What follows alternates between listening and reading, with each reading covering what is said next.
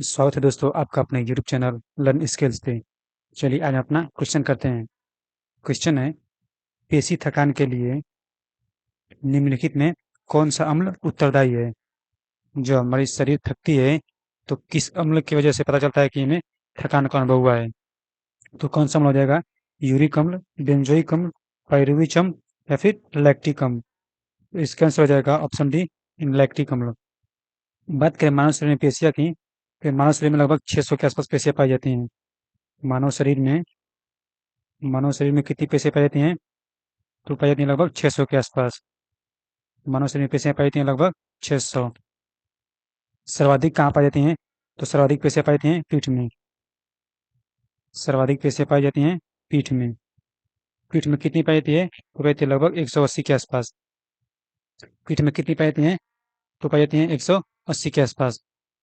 जब लंबे समय तक हम कोई कार्य करते हैं तो हमें थकान का अनुभव किस कारण होता है? तो होता है लैक्टिक अम्ल के कारण। चलिए अगला देखते हैं अब। द्वितीयक प्रतिजन डीपीटी बच्चों को दी जाती है। यह किस रोग के बचाव के लिए दी जाती है? जो डीपीटी टीका है वो किस रोग के बचाव को दिया जाता है? तो डिप्टी का मतलब हो गया डिप्थीरिया, परटूसिस और टिटनेस। डिप्थीरिया, डिप्थीरिया, परटूसिस, परटूटिस और इसका हो जाएगा टिटनेस। डिप्टी का मतलब डिप्थीरिया, परटूसिस और टिटनेस। ये किस रोग के बचाव के लिए दी जाती है? तो ये जाती है रोहिणी, कुकर खांसी और tetanus. Option D, Rohini, cooker खांसी और टिटनेस। रोहिणी की बात करें तो रोहिणी का जगह है डिप्थीरिया, कुकर खांसी मतलब काली खांसी, और टिटनेस का टिटनेस। ये क्या है? ये तीनों जीवाणु जनित रोग हैं। ये कैसे हैं? तो जीवाणुजन्य रोग हैं। जीवाणुजन्य रोग हैं। चलिए आगे देखते हैं। निम्नलिखित में किसके चयापचयी क्रम प्रक्रम में अधिकतम ऊर्जा मिलती है? इनमें से किसके चयापचयी प्रक्रम में अधिकतम ऊर्जा मिलती है? कार्बोहाइड्रेट, वसा, प्रोटीन या फिर खनिज? तो इसका सही आंसर हो जाएगा वसा, यानी ऑप्शन बी, वसा। वसा में कार्बोहाइड्रेट, प्रोटीन और खनिज की अपेक्षा हमें ज़्यादा ऊर्जा मिलती है। बात करें, अगर देखा जाए कार्बोहाइड्रेट और प्रोटीन में, तो इन दोनों में 1 ग्राम के बराबर, इन दोनों के 1 ग्राम के बराबर कितना इसमें हो जाता है वसा? तो लगभग 9 ग्राम, 9 कैलोरी ऊर्जा होता है। 9 कैलोरी ऊर्जा मिलती है। 1 ग्राम कार्बोहाइड्रेट में कितना मिलता है? तो 4 ग्राम, 4 कैलोरी ऊर्जा। जबकि 1 ग्राम वसा में 9 कैलोरी ऊर्जा। चलिए अगला देखते हैं। भारतवर्ष में प्रथम कृषि विश्वविद्यालय की स्थापना कब की गई थी? 1955 में, 1960 में, 1965 में या फिर 1970 में? तो वो की गई थी 1960 ईस्वी में। किसके द्वारा की गई थी? तो उसका उद्घाटन कौन किया था? तो जवाहरलाल नेहरू ने। उद्घाटन कुछ किसने किया? तो जवाहरलाल नेहरू ने किया। जवाहरलाल नेहरू। कौन सा विश्वविद्यालय था? तो विश्वविद्यालय था गोविंद बल्लभ पंत। गोविंद बल्लभ पंत कृषि एवं प्रौद्योगिकी विश्वविद्यालय। कृषि एवं प्रौद्योगिकी विश्वविद्यालय। प्रौद्योगिकी विश्वविद्यालय। ये कहाँ पर है? ये उत्तराखंड में। ये कहाँ पड़ता है? ये पड़ता है उत्तराखंड में। चलिए अगला देखते हैं। निम्न में से किस एक प्रदेश को मसालों का बागान कहा जाता है? इनमें से कौन सा एक प्रदेश है जिसे मसालों का बागान कहा जाता है? केरल, तमिलनाडु, कर्नाटक या फिर गुजरात? तो इसका आंसर हो जाएगा ऑप्शन ए, केरल। ये केरल को मसालों का बागान कहा जाता है। केरल में सर्वाधिक किस मसाले का उत्पादन किया जाता है? तो केरल में काली मिर्च का सर्वाधिक उत्पादन किया जाता है। केरल में काली मिर्च।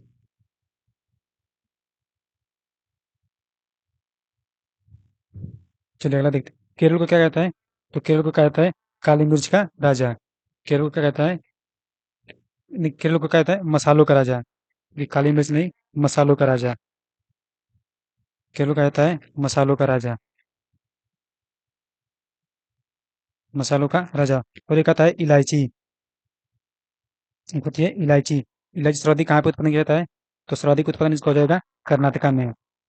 इलायची का सर्वाधिक उत्पादन हो जाएगा कर्नाटका में। सर्वाधिक उत्पादन कौन सा हो जाएगा? कर्नाटका। इलायची को क्या कहता है? इलायची को मसालों की रानी कहा जाता है। इलायची को मसालों की रानी कहा जाता है। मसालों की रानी किसे कहा जाता है? वो कहा जाता है इलायची को। चलिए अगला देखते हैं।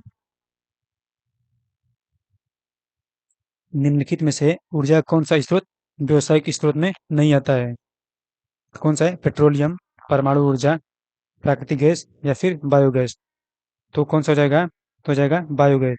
ये जो बायोगैस है वो ऊर्जा के स्रोत में, यानी ऊर्जा के व्यवसाय के स्रोत में नहीं आता है। बायोगैस में कौन कौन सी गैस पाई जाती है? तो मीथेन कितनी पाई जाती है? एक पाई जाती है मीथेन लगभग 50 से 57%।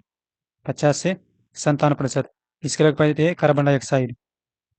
कार्बन डाइऑक्साइड ये कितनी पाई जाती है? तो ये पाई जाती है लगभग 25 से 50%। ये कितनी पाई जाती है? तो ये पाई जाती है लगभग 25 से 50%। 25 से 50%। इसके अलावा बात करते हैं इसमें कुछ मात्रा में क्या रहता है? Hydrogen, hydrogen, nitrogen, hydrogen, nitrogen. इसके अलावा क्या होता है? Hydrogen sulphide, hydrogen sulphide.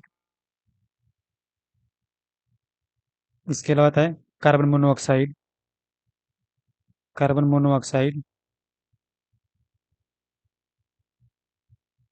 ये सभी इतनी गैसें बायोगैस के अंदर पाई जाती हैं। चलिए अगला देखते हैं।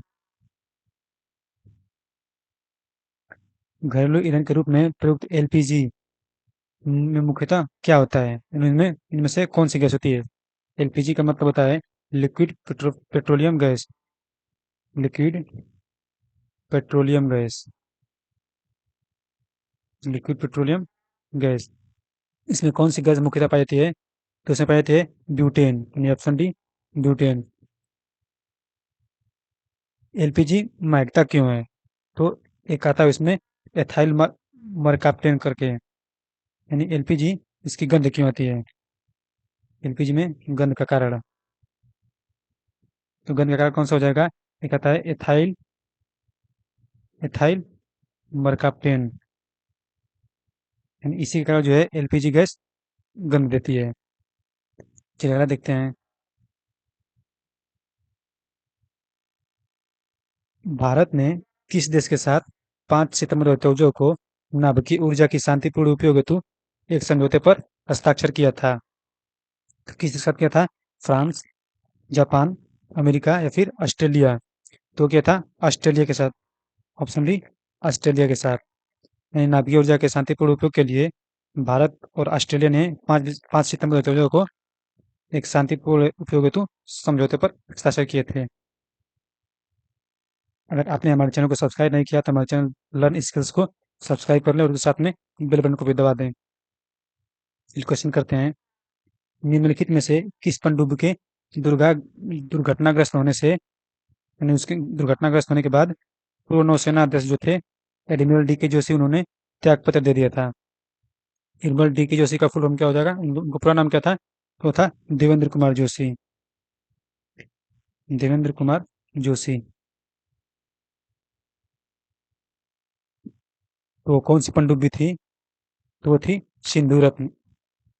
ऑप्शन डी सिंधु रत्न। यानी सिंधु रत्न जो आईएनएस सिंधु रत्न है उसके दुर्घटनाग्रस्त होने से ये उसमें पूर्व नौसेना अध्यक्ष एडमिरल देवेंद्र कुमार जोशी थे, उन्होंने अपना त्याग पत्र दे दिया था। वो त्याग पत्र कब दे दिया था? तो फरवरी 2024 में, 2014 में, फरवरी 2014 में त्याग पत्र दे दिया था।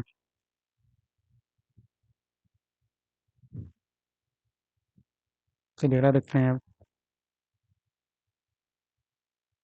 निम्नलिखित में से भारत ने किसके साथ फरवरी 2014 में रक्षा सहयोग पर एक समझौते ज्ञापन पर हस्ताक्षर किया था? मालदीव, श्रीलंका, सऊदी अरब या फिर मॉरिशस। तो क्या था? सऊदी अरब देश के साथ। ये समझौ इस समझौते ज्ञापन पर हस्ताक्षर कहाँ किए गए, किस स्थान पे? तो किए गए थे नई दिल्ली में। तो किए गए थे नई दिल्ली में। चलिए अगला देखते हैं। चलिए आज के लिए इतना ही, मिलेंगे अगले वीडियो में।